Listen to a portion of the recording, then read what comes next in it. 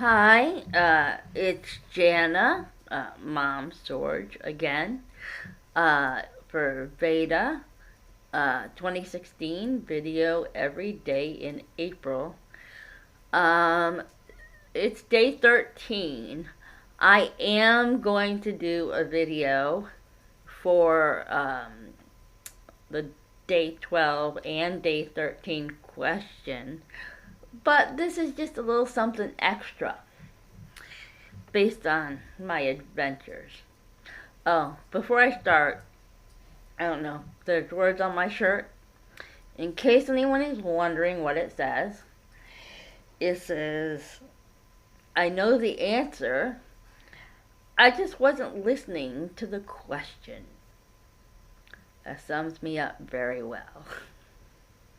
Most of my shirts with writing on them do. So today's topic for my second video for the day is adventures at the Registry of Motor Vehicles. Yeah, I had to go to the RMV because my state ID, which, okay, I guess I should have suspected. However, because I got it 20 years ago, but it didn't have an expiration date. It's an ID, not a license, right? Well, so, a couple years back, I remember buying a cell phone, and someone asked me what the expiration date was on my ID, and I said I didn't have one. They tinkered around for a minute and went, "Oh, okay, no problem." And then a couple months ago, I went to fill out something that needed an ID, and it insisted I absolutely must have an expiration date. So I had to go to the RMV because I didn't have a picture on file. Because the one I had was 20 years old.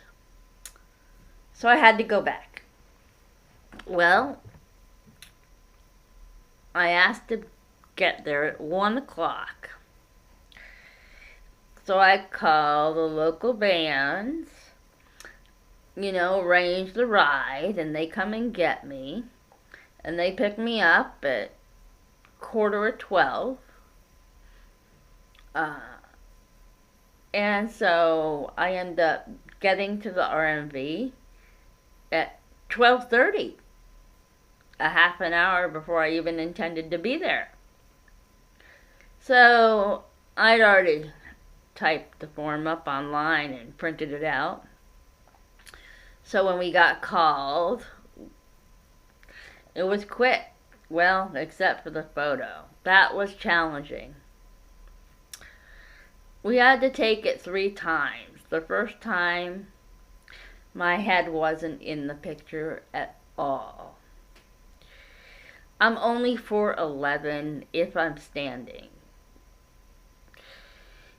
In the chair, I'm more like 3 feet. Now granted, the chair has a tilt mechanism, as you maybe can see, which does give me a couple inches. And it did. However, I ended up having to sit really straight up like this in order to get my whole head into the picture. So that was interesting. But I ended up being done by 1 o'clock.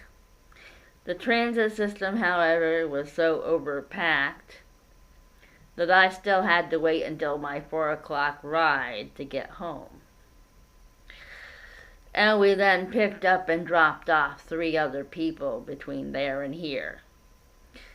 So what should have taken a half hour to get to took 2 hours. Didn't get home till 5:45. Yeah. Not a fun day. So that is why I decided to come with this special edition, just a little update insight into my everyday life. Um, getting around in a chair. Oh, that's the other thing. All that riding in the van. I get vertigo. Runs in the family. Um, Riding in the back of the vehicle is just really not good for vertigo at all. So, luckily, I made it home uneventfully. Let's leave it at that. Yeah, I put something in my stomach, so I feel much better now. Anyhow, I know, all of that just for a picture. 6 hours by the time I got home.